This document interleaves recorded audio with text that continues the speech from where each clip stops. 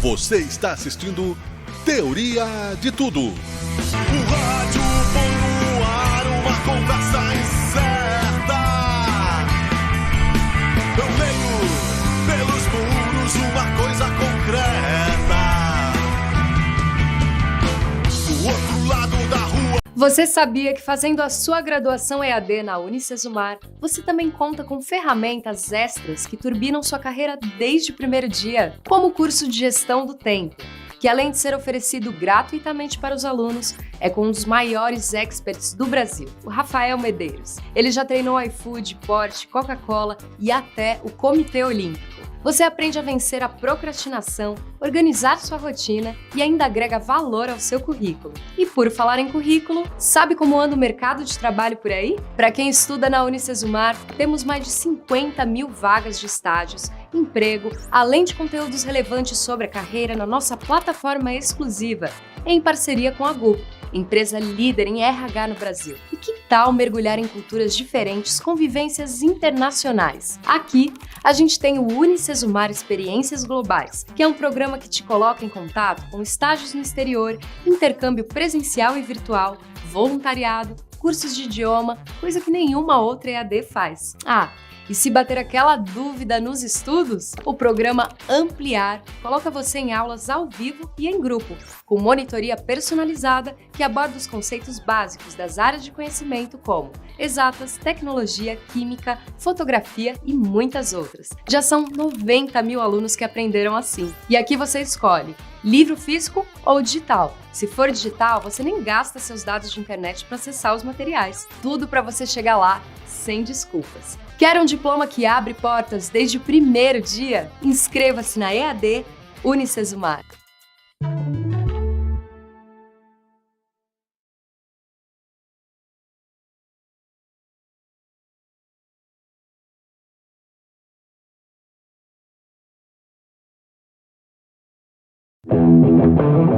Um pouco de tudo e mais um pouco, com José Otávio Carlomagno e Miguel Brambila. Olá, olá, olá! O nosso boa tarde, o nosso feliz boa tarde. Estamos juntos para mais uma edição do nosso quadro aqui, Um pouco de tudo e mais um pouco, com este que vos fala, sou Miguel Brambila e meu querido amigo José Otávio Carlomagno, engenheiro agrônomo, autodidata em muitos assuntos, colaborador, pesquisador desta enciclopédia digital que hoje já falamos ao vivo, diretamente aqui pela página do programa Um pouco de tudo e mais um pouco, que você pode acessar pelo Facebook. Legal? Hoje vamos à terceira parte do tema alimentos orgânicos. Vou trazer ele para a tela aqui imediatamente. José Otávio Carlomagno, bom dia, boa tarde, boa noite, meu amigo. Bom dia, boa tarde, boa noite. Bom, e nós vamos falar um pouquinho mais de orgânico. Outro dia eu até dei umas dicas do que fazer com um produto que tem algum problema que não seja orgânico, né, que tenha veneno, ou limpar a salada que a gente tem uma dúvida quanto à água da irrigação, se tem algum problema, né? Hoje eu vou falar mais do porquê o orgânico, a plantação, vamos dizer assim, a lavoura, ela é muito complicada. Com o passar dos anos, foi sendo selecionado variedades de todas as plantas cultivadas, né? Pode ser de algodão, de tomate, de feijão, arroz, soja, variedades que tinham características assim que agradam o mercado, vamos dizer assim. Porque a dona de casa vai lá comprar, é até chato falar dona de casa, porque eu que faço compra lá em casa, né? A dona Tanto é o dono de casa. A dona de casa é que manda em mim. É isso aí. Então, antigamente se falava dona de casa, né? Na época que eu estava na faculdade, que o mercado era dirigido a ela. Porque a pessoa vai lá comprar uma maçã, se a maçã tem um furinho, ela não vai gostar, se ela é meio pequena, também não vai querer. Então começou-se a selecionar, vamos dizer assim, a beleza do produto agrícola, né? Uhum. Em alguns casos, se tem bastante açúcar, até eu gosto bastante daquele melão caipira, melão gaúcho, aquele que ele tem bem pouco açúcar, né? Sim. Aí pega um melão desses aí mais moderno, né? Aquilo lá parece que jogaram 1 quilo de açúcar lá, de tanto açúcar que tem ali, E né? por quê? Porque o mercado quer coisa mais doce. O açúcar vicia mais, né? Nos daí foram feitas seleções, né? Uhum. Para ser dessa forma. Sim. A única que eu concordo, mais ou menos, é a batata, porque a batata ela é batata antiga, né? A batata ancestral.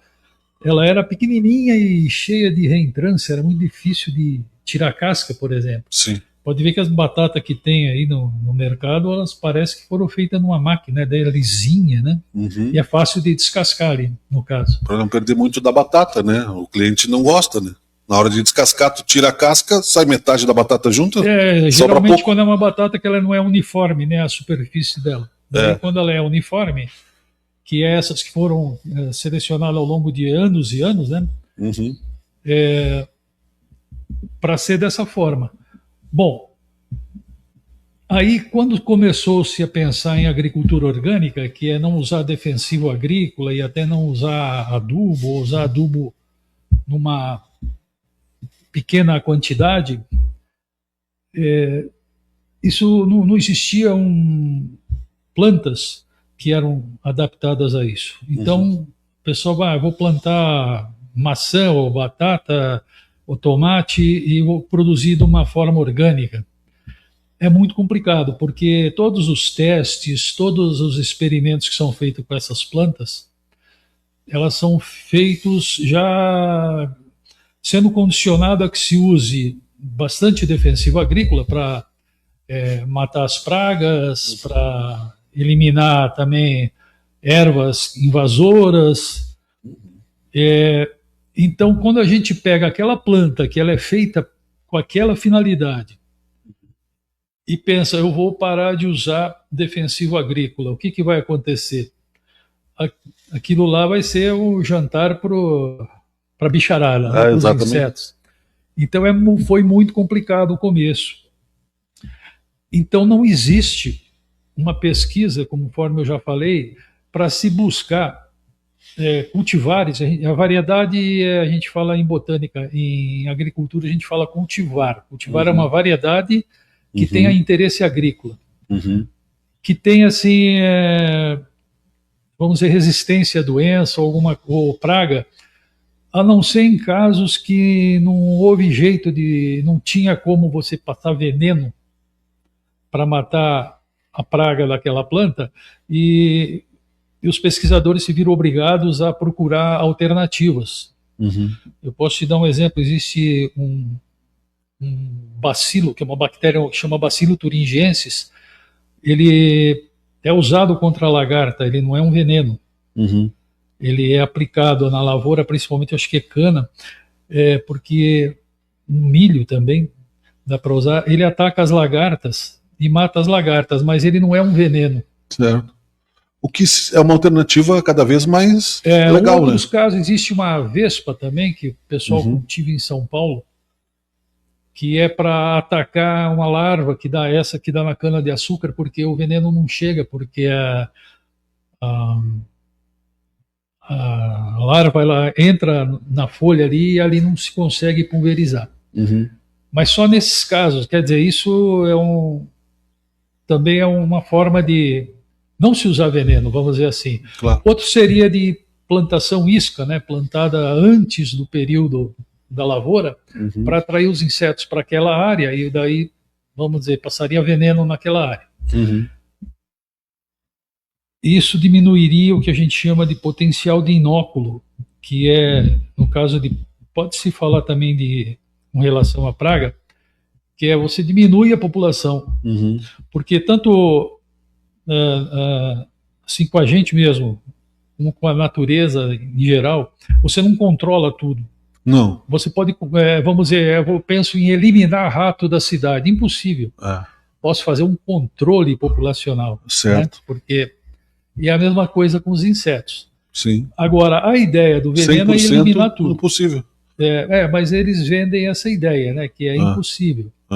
Justamente porque o mercado quer isso. Assim. O mercado ele quer uma planta que uma fruta ou um produto que seja mais bonito, que tenha colorido melhor, assim, mais bonito, mais chamativo.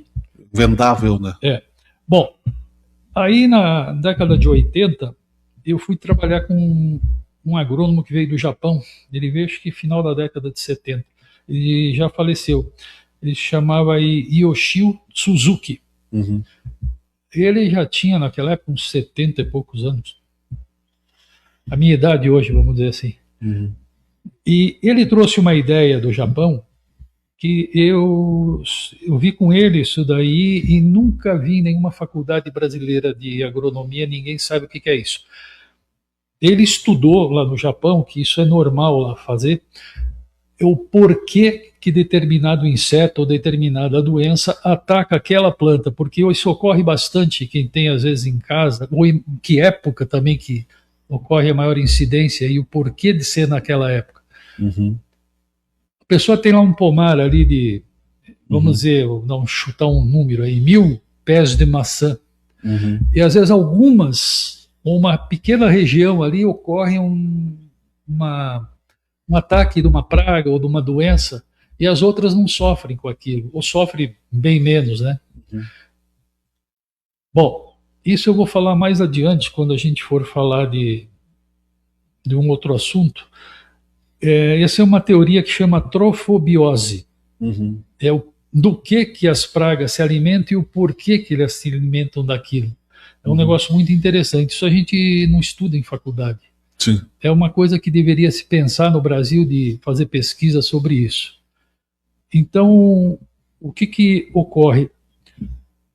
Eu trabalhei com diversos tipos de lavoura, né? Desde lavoura anual, que era o algodão, que eu trabalhava bastante com algodão. Sim. Depois que eu passei para citricultura lá em São Paulo, né? Que é uma planta perene. Uhum. Então a gente via que em determinados lugares ali tinha mais incidência. E esse agrônomo, o Suzuki, ele produzia um produto que ele tinha umas características, ele tinha aminoácidos e ele tinha bastante microelementos. Microelementos é aquilo que a gente precisa em pequena quantidade, como cobre, molibdênio, cobalto. É diferente de, por exemplo, a gente precisa bastante de cálcio, a planta também, de Sim. fósforo. São minerais, né? Sais minerais. São minerais, mas que se precisam em muito pequena quantidade, mas eles são fundamentais para aumentar a resistência Do organismo humano. Precisa do organismo humano e da planta também. Ele precisa ser consumido através de uma planta saudável. É que acontece assim, o que se descobriu com esse estudo da trofobiose? É que o inseto, ele vai na planta, quando ela está numa fase que ela está transformando proteína em aminoácido, porque a proteína, ela não entra em célula nenhuma porque ela é muito grande. Existe só uma proteína que ela entra uma parte dela na célula. Então, para passar de uma parte da planta para outra, ela degrada a proteína em aminoácidos que são solúveis em água e são moléculas pequenas e entram naquilo que a gente chama fluxo de massa, que é pelos poros da membrana das células da planta. Uhum. Então, quando tinha bastante aminoácido na planta, os insetos atacam. Uhum.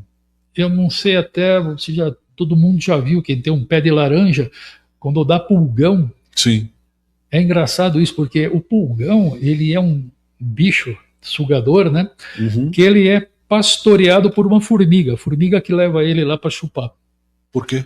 Porque daí ele chupa, pega o aminoácido, excreta um fio de açúcar, assim, de água açucarada, até forma um funguinho preto que a gente chama A formiga terceirizou, então, a função. A formiga, ela pastoreia o pulgão. É engraçado isso. E Muito a cochonilha também. Fica mais fácil, né, para ela extrair o açúcar. Daí ela pegava aquilo, leva lá para a toca dela para plantar um funguinho em cima, que ela se alimenta do fungo, não do açúcar. Sim. Bom, e quando... Falta muito tempo? Temos 7 minutos. Então tá bom. Então o que acontece nessa fase? Se a passagem porque aquilo, vamos dizer, vai ser translocado ou para raiz da planta ou para formar folha nova, né?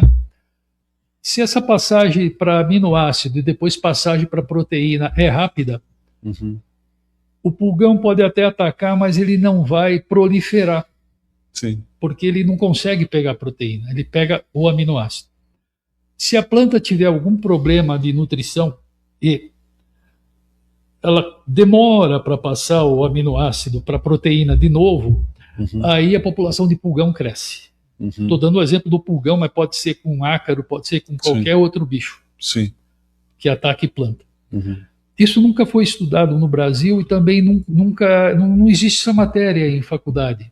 Eu fui aprender com ele isso daí, que ele trouxe essa ideia do Japão. E isso a gente via na prática, né, fazendo determinadas correções de adubação e em lugar que a terra era pior, tal. E isso diminuía muito a aplicação de veneno, mas assim, eu posso dizer que se aplicava talvez a 80%, 90% a menos de inseticida na planta, só se observando isso. Então, o que, claro, né, óbvio, não é lucrativo para a empresa que produz o veneno. Não. Então, por isso que existe todo esse lobby, Exato. entendeu? De se manter a agricultura desses termos aí. É primitiva, né? Não, eu acho que é a agricultura moderna. É primitiva, dos anos 70, quando começaram a inventar os venenos, né? Porque Isso. na antiguidade eu acho que o biótico, né, era um combatente mais inteligente, né? Os antigos acho que sabiam mais essas técnicas do que nós, algumas, né? Não todas, claro. É que antigamente, aí que tá as plantas, eram aquelas plantas antigas, ancestrais, vamos dizer assim. Sim. E essas plantas, elas tinham mais resistência à doença, porque eram plantas que eram tiradas do ambiente delas ali, que já estavam ali, vamos dizer assim, acostumadas, e agora vamos plantar aqui e tal. Já tinha sido feita uma seleção natural de adaptabilidade, como disse o Darwin. Exatamente, já há milênios, né? Milênios. Então, mas só que eram um pouco produtivas, ou tinha algum outro problema que não interessava para o agricultor, porque para o agricultor o que interessa é produtividade. Isso aí ninguém pode negar. Se o camarada vai produzir uma quantia, se ele passar veneno, vai produzir bem mais e que compensa o custo do veneno, vai passar veneno. Isso aí ninguém tem dúvida.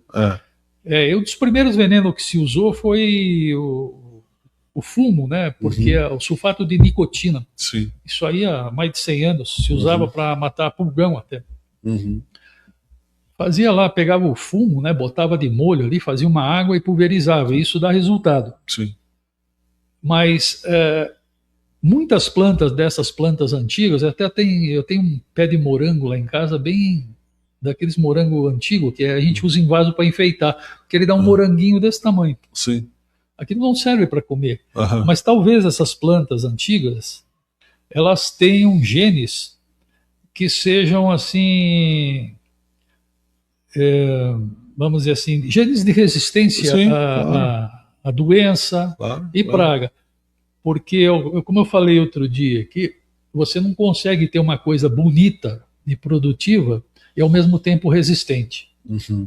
Teria que se achar aí um meio termo. Sim. Então, uma coisa que eu acho que seria a solução é justamente a engenharia genética, resolver esse tipo de problema buscando genes em plantas ancestrais, porque isso existe. Exato. As plantas existem ainda, essas plantas ancestrais. Sim. A batata, tomate, se for lá nos Andes, acho que acha lá, porque a origem é dos Andes, lá do Peru, da Bolívia, a batata, o tomate, o milho.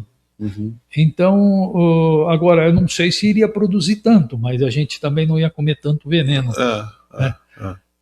Então, bom, o que eu tinha para falar é isso, que o interesse do mercado ele é mais forte do que assim o interesse público. Assim. A preocupação, né, com a saúde das pessoas.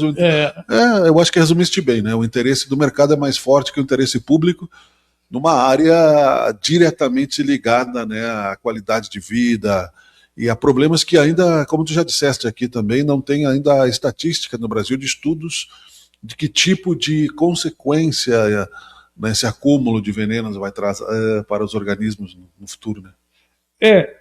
Na realidade, eu acho que até alguma coisa tem. Eu te passei outro dia, não sei se está lembrado, Sim. um artigo Sim, lá do Pará, sim. de uma professora que estão passando veneno lá na porta da escola, né? A professora indignada, o que aconteceu? Foi demitida pelo prefeito. Imagina. Esqueci o nome da cidade ali. Isso Sim. aí foi esse mês agora, de janeiro. Sim. Então existe todo um esquema, É. tanto não é só dos agricultores, da política, para manter esse estado de coisas, porque, vamos dizer, lá para o município é interessante dizer que produz não sei quantas 1000 toneladas de alguma coisa, né? E as pessoas ficam sempre no segundo plano. E o lobby, né? Que pagou o veneno para botar na escola, detetizar, talvez pudesse ser de outra forma, né? Eu duvido que a professora tivesse... de passar veneno na lavoura de soja em volta da escola. Pois é. Esse que é o negócio, porque está indo encostado na escola. E a professora, ela denunciou isso. Com razão. E foi demitida. Que absurdo, né? Essas e outras histórias você ouve aqui, um pouco de tudo e mais um pouco. Estamos na página do programa aqui, né? Você encontra pelo Facebook um pouco de tudo e mais um pouco na sua 10ª edição. Falamos de alimentos orgânicos, parte 3. Eu e meu amigo José Otávio Carlo Magno trazendo para você aí esta informação importante, né? Para o dia a dia. Nós voltamos no próximo programa. Um grande abraço. Tchau, tchau. Um pouco de tudo e mais um pouco, com José Otávio Carlo Magno e Miguel Brambila.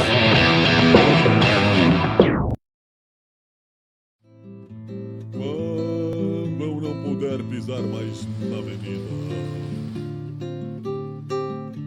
quando as minhas pernas não puderem aguentar, se já não dá mais para entrar na avenida, venha para CPR Rodas e Pneus. Comércio de rodas e pneus novos e usados. Consertos de rodas em geral. Entre na Avenida Brilhando. CPR Rodas e Pneus. e não deixe o samba morrer, não deixe o samba acabar. O morro foi feito de samba pra gente sambar. Quando eu não puder pisar mais na avenida, quando as minhas pernas não puderem aguentar, se já não dá mais para entrar na avenida, venha para CPR Rodas e Pneus. Comércio de rodas e pneus novos e usados. Consertos de rodas em geral. Entre na Avenida Brilhando. CPR Rodas e Pneus. e não deixe o samba morrer, não deixe o samba acabar. O morro foi feito de samba pra gente sambar.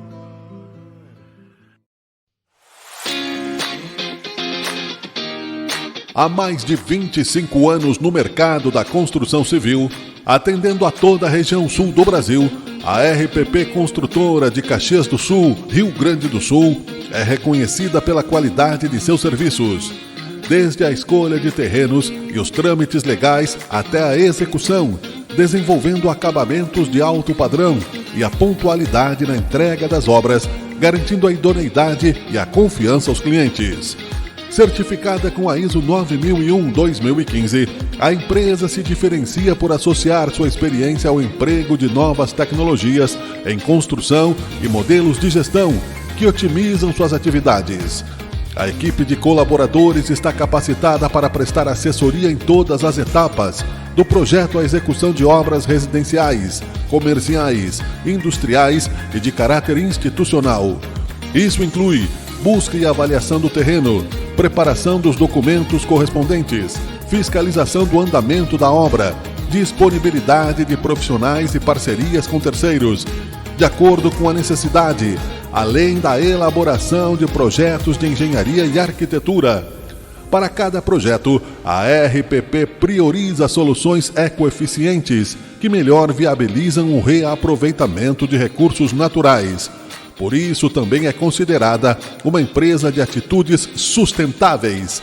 RPP Construtora, qualidade e comprometimento a serviço do cliente.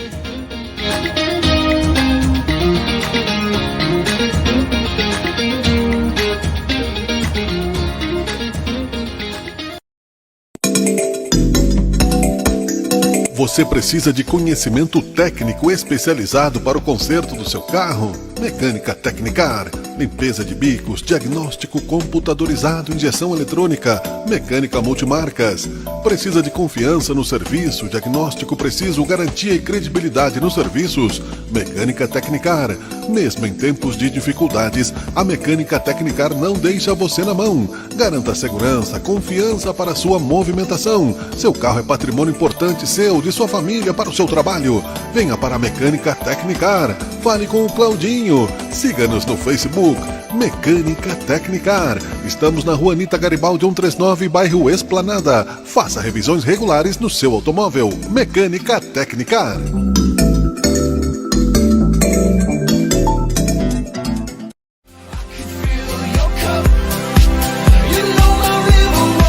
O quente é ficar fashion, o quente é ficar clássico, o quente é ficar elegante. Então escolha o melhor corte, o mais adequado para você. Conheça a Barbearia Navalha. Ambiente confortável, cortes promocionais, expertise no manejo. Venha fazer barba e cabelo conosco. Poupe seu tempo, ganhe dinheiro. Escolha profissionais qualificados. Barbearia Navalha. Estamos bem perto de você. Rua Primo Postale 522, na esquina da Sinaleira. Barbearia Navalha. Estamos ao seu dispor.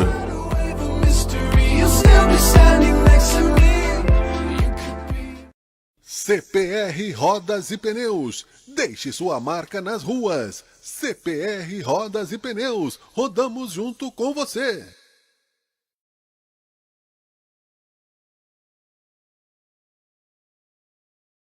Agrícola Juriti. Se o seu pet falasse, ele diria: Agrícola Juriti. Produtos para quem você ama.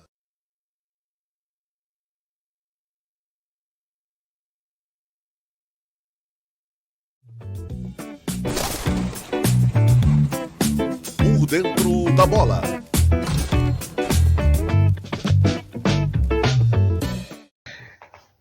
Bom dia, boa tarde, boa noite, Miguel Brambila. Bom dia, boa tarde, boa noite aos internautas, ao pessoal da Rádio Sabe Caxias e também aos telespectadores do Canal 14. Bom, Miguel Brambila, eu vou chegando aqui com as informações do quadro Por Dentro da Bola, onde no final de semana tivemos, né, a definição ou as definições do restante do campeonato, quem vai para as quartas de final e quem também vai disputar o chamado quadrangular do rebaixamento ou quadrangular da morte.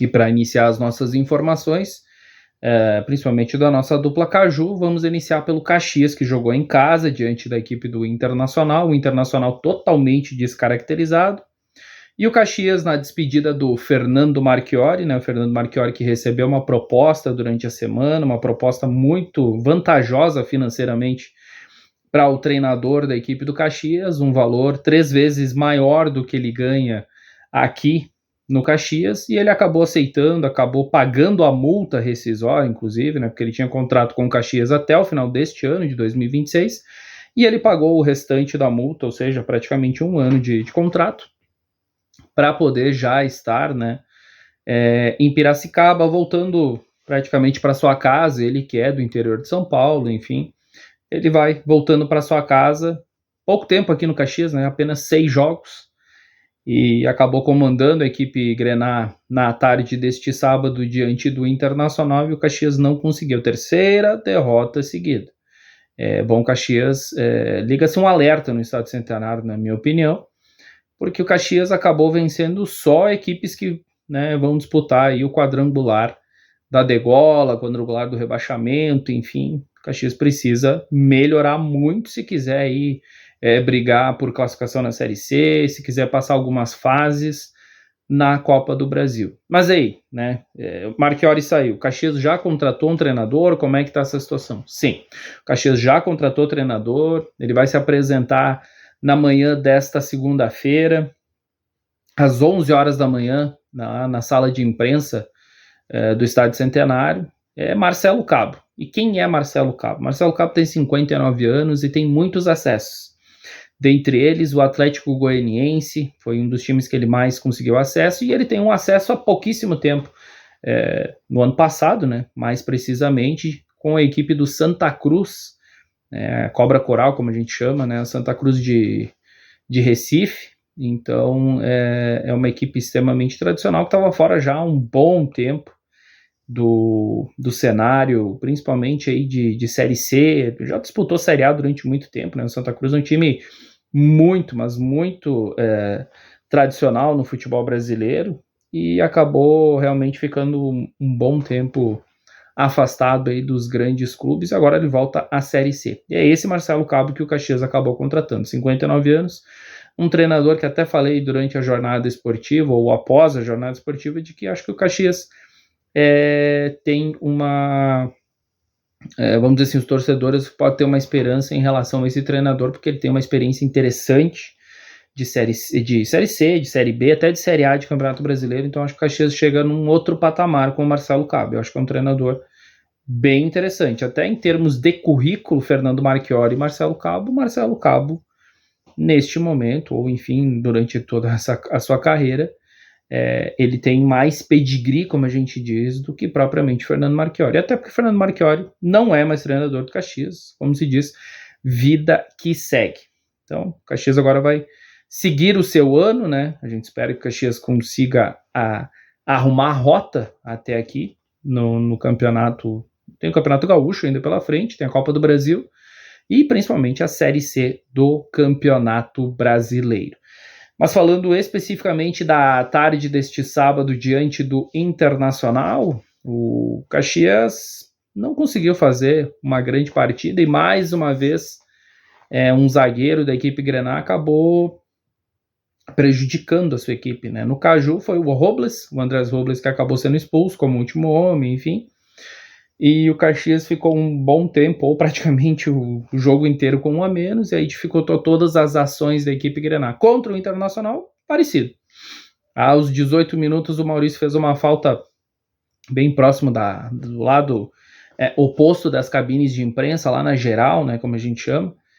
E o Maurício acabou pisando em cima do Bruno Tabata de forma proposital, então foi realmente uma atitude infeliz do melhor zagueiro que o Caxias tem, na minha opinião, mas ele faltou um pouquinho de cognitivo, né, para não dizer outra palavra um pouquinho mais forte, faltou um pouquinho de cognitivo para o Maurício, e aí o Caxias, infelizmente, foi prejudicado, né, Miguel? Foi muito prejudicado, porque após isso o Caxias realmente não conseguiu jogar. O Internacional, que estava com um time totalmente descaracterizado, com jogadores principalmente da base, João Bezerra, João Vitor, o Alex, o Alisson, muitos jogadores da base do Internacional, o Denis. Aí, na minha opinião, foi a única hora que eu falei, inclusive na jornada esportiva, que o juiz, como a gente brinca aqui no Rio Grande do Sul, ele pipocou, né? Ele fez uma arbitragem até honesta, não vejo tanto problema assim na arbitragem do senhor Érico Andrade de Carvalho, mas ali nessa do Denis ele pipocou, porque ele tinha amarelo, fez uma falta forte em cima do jogador do Caxias e ele não expulsou. Então, ali para mim ele pipocou, e vendo isso, o Paulo Pesolano tirou o Denis, né? Então o Paulo Pesolano, vendo que a qualquer momento o Denis ia ser expulso, se não fosse naquela falta ia ser em qualquer outra, ele acabou tirando o jogador do Internacional. E isso, de certa forma, tranquilizou o Internacional, né? Um atleta que poderia ter sido expulso e não foi. E aí, o primeiro tempo, a equipe do Internacional, até, obviamente, com um jogador a mais, até tentou, mas não foi melhor que a equipe do Caxias. Rondava bastante, o Caxias se fechou, teve algumas estocadas, como a gente diz, ainda não tinha tirado totalmente os pontas, como foi feito no Clássico Caju. Mas aí a equipe do Internacional não conseguia, errava muitos passes, e até no final do primeiro tempo a equipe do Caxias era melhor que a equipe do Internacional, até com faltas, né, com a bola parada. A equipe do Caxias poderia sim ter chego ao gol.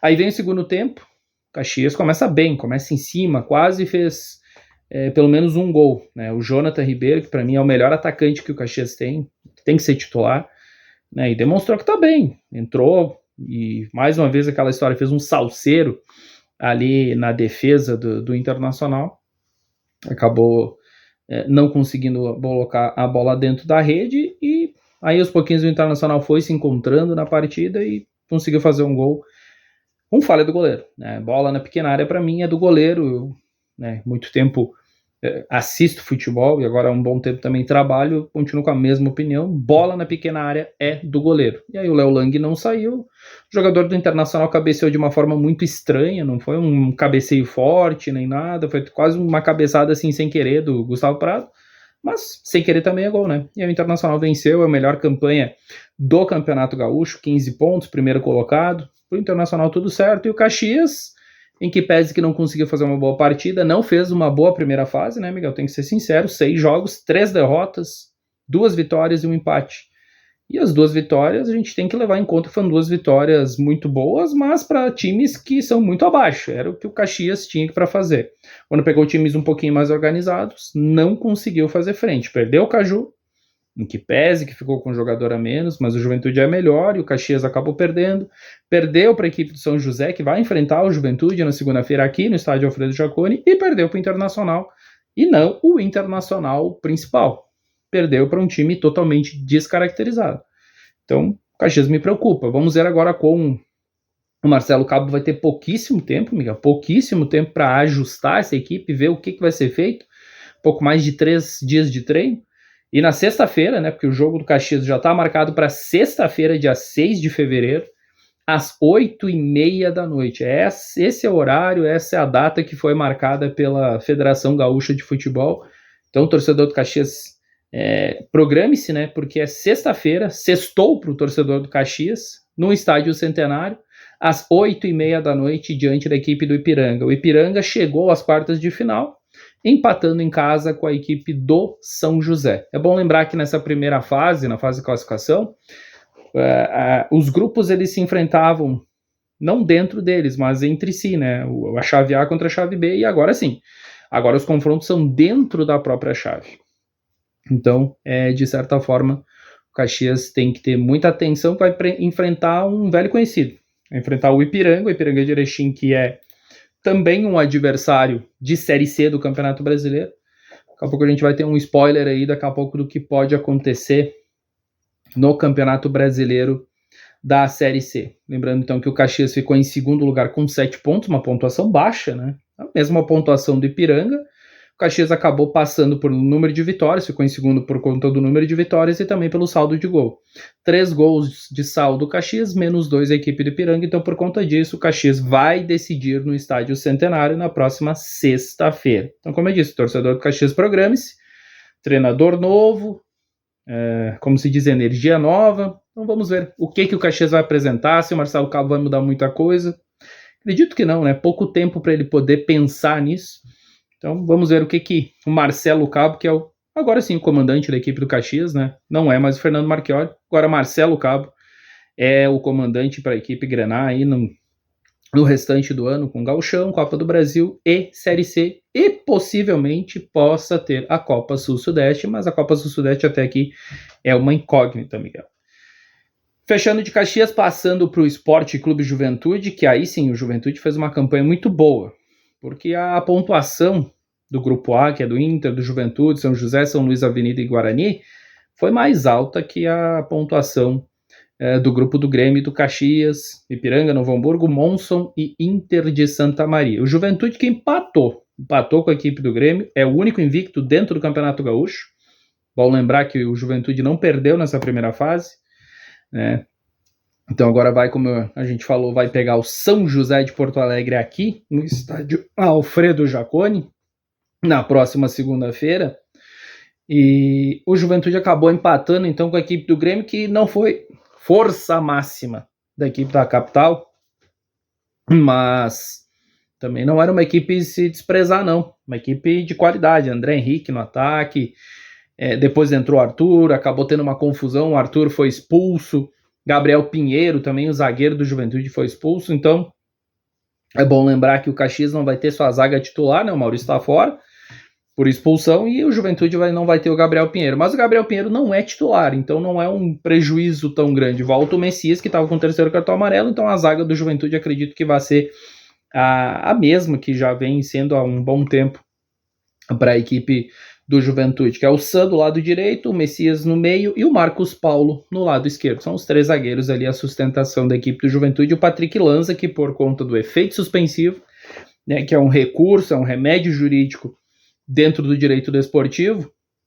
o Juventude acabou utilizando como qualquer clube utiliza, o Grêmio Internacional, o próprio Caxias já pode ter utilizado esse recurso, esse subterfúgio jurídico, conseguiu o efeito suspensivo, e até o Zé Teodoro me perguntou durante a jornada, nos perguntou tanto para mim quanto para o Ivan, se esse efeito suspensivo era só para o jogo diante do Grêmio. Não, o efeito suspensivo ele vai acontecer até o julgamento. Então, se o julgamento acontecer depois do campeonato, o Patrick Lanza está liberado para jogar todo o Campeonato Gaúcho. Pode ser que esse julgamento aconteça só depois que terminar o Campeonato Gaúcho, mas pode ser que ele aconteça entre semifinal e final. Vai tudo depender de como que está a ordem do STJD.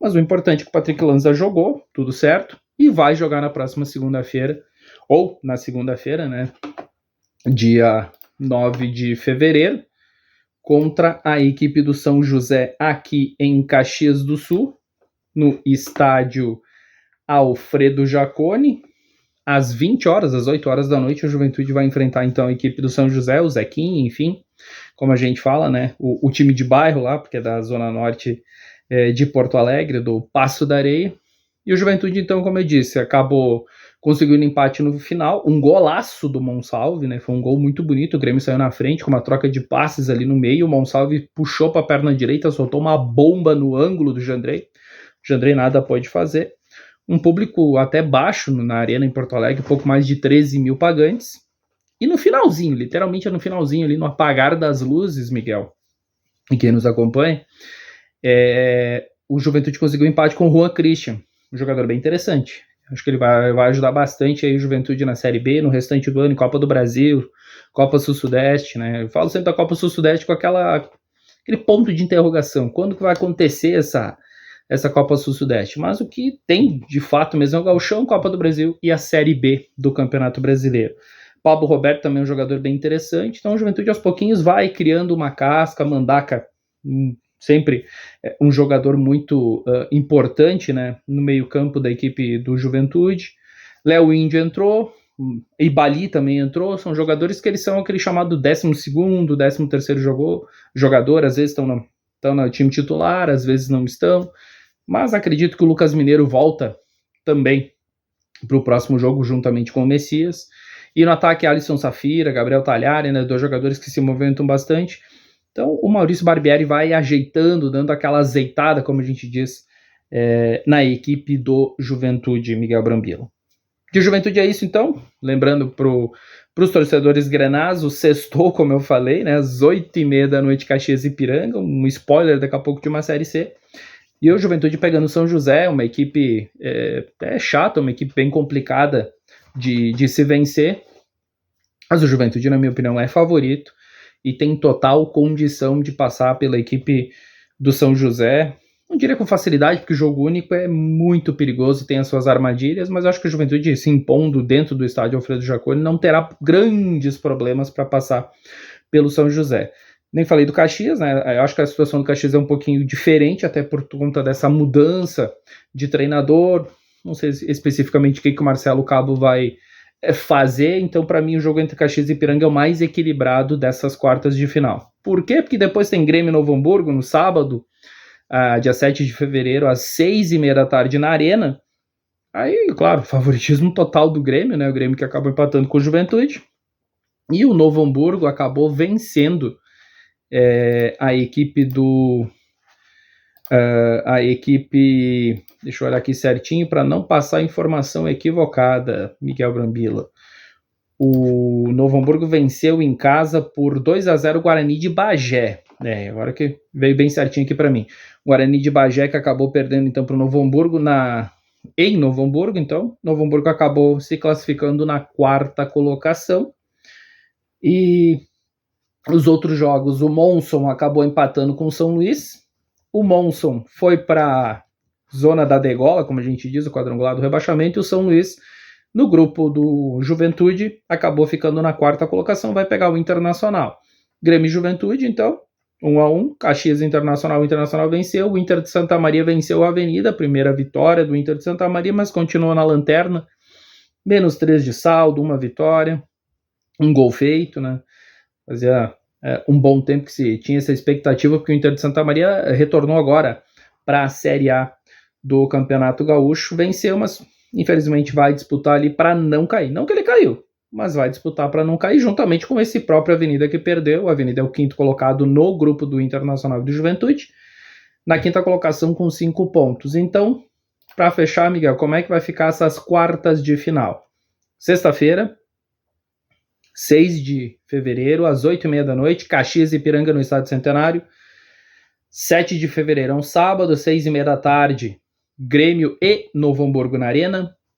O Internacional pega no domingo às 6 horas da tarde o São Luís no Beira-Rio. E para fechar as quartas de final, Juventude e São José, aqui no estádio Alfredo Jaconi, às 8 horas da noite, Miguel Brambila. E como é que fica o quadrangular do rebaixamento? O quadrangular do rebaixamento são os quatro piores, né? 2 do grupo A, 2 do grupo B. Então, o Monson, o Inter de Santa Maria, o Guarani de Bagé e o Avenida são os 4 piores. E como é que vai se dar, como é que vai acontecer esse possível rebaixamento? 2 se salvam e 2 estariam rebaixados.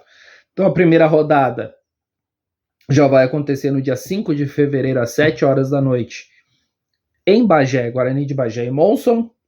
Em Santa Maria, Inter de Santa Maria e Avenida. Uma repetição já da última rodada.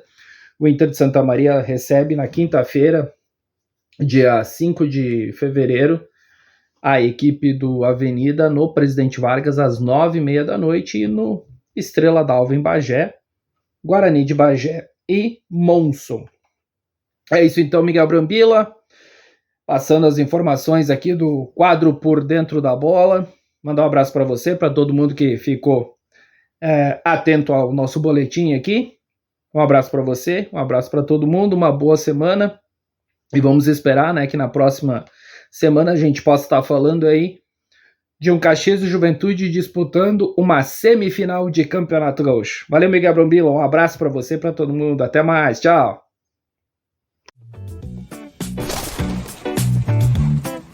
Por Dentro da Bola.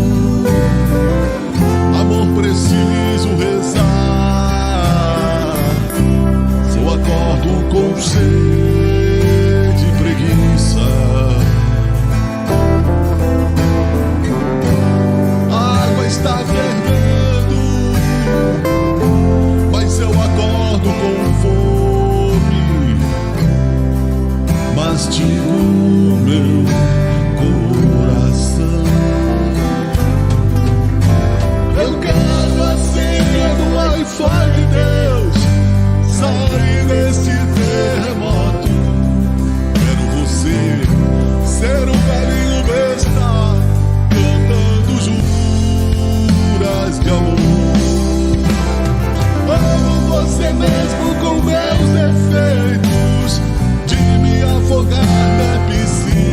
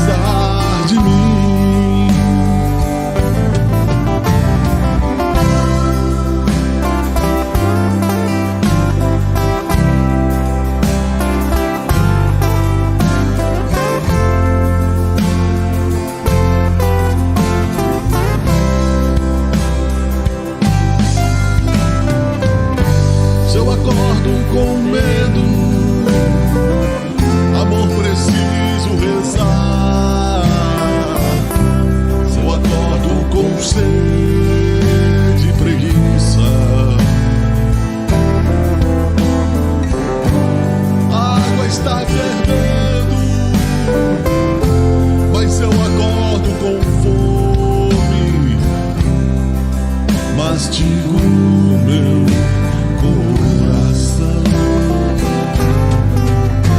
Eu quero a senha do Wi-Fi de Deus, sair deste terremoto. Quero você ser um velhinho besta, cantando juras de amor.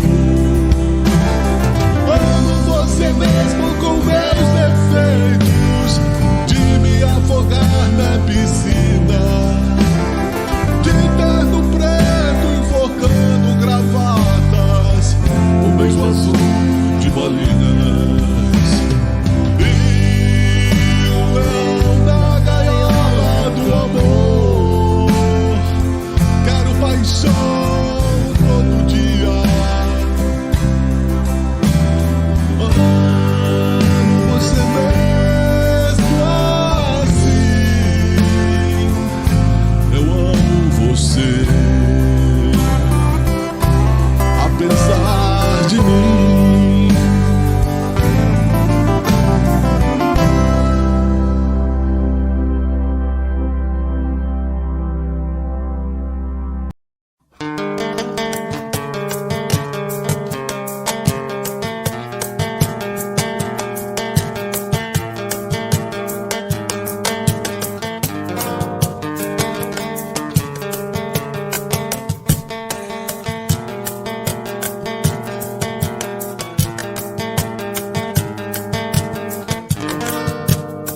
Solidão é lava que cobre tudo, amargura em minha boca.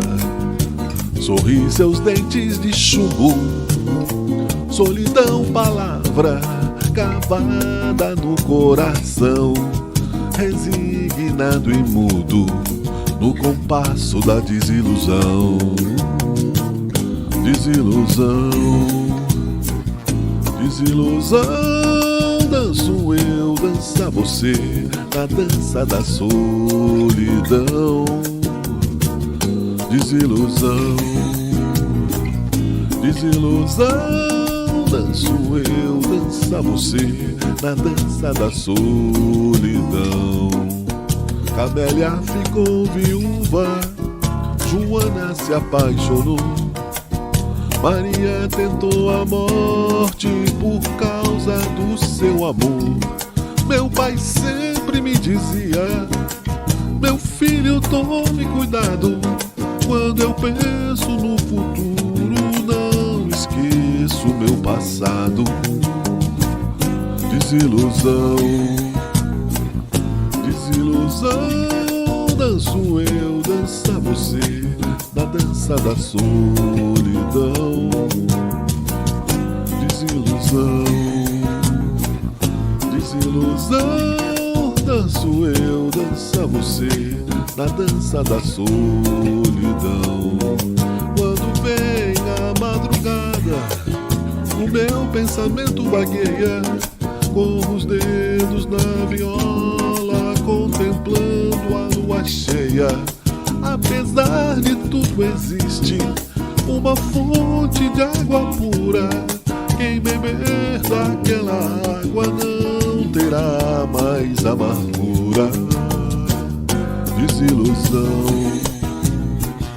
desilusão. Danço eu, dança você, na dança da solidão. Desilusão, desilusão. Danço eu, dança você, na dança da solidão. Danço eu, dança você, na dança da solidão. Danço eu, dança você, na dança da solidão.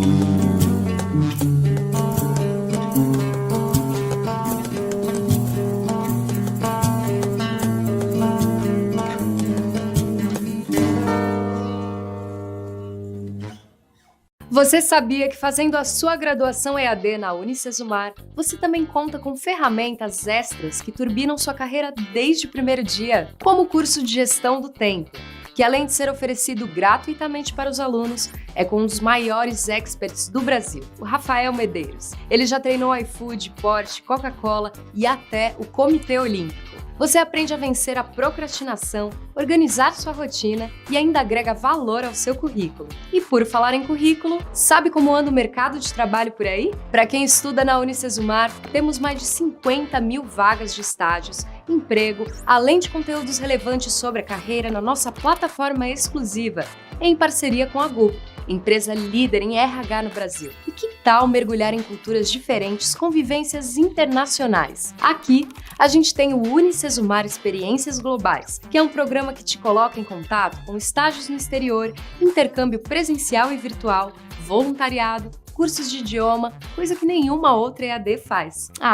E se bater aquela dúvida nos estudos, o programa Ampliar coloca você em aulas ao vivo e em grupo, com monitoria personalizada que aborda os conceitos básicos das áreas de conhecimento como exatas, tecnologia, química, fotografia e muitas outras. Já são 90 mil alunos que aprenderam assim. E aqui você escolhe livro físico ou digital. Se for digital, você nem gasta seus dados de internet para acessar os materiais. Tudo para você chegar lá sem desculpas. Quer um diploma que abre portas desde o primeiro dia? Inscreva-se na EAD Unicesumar.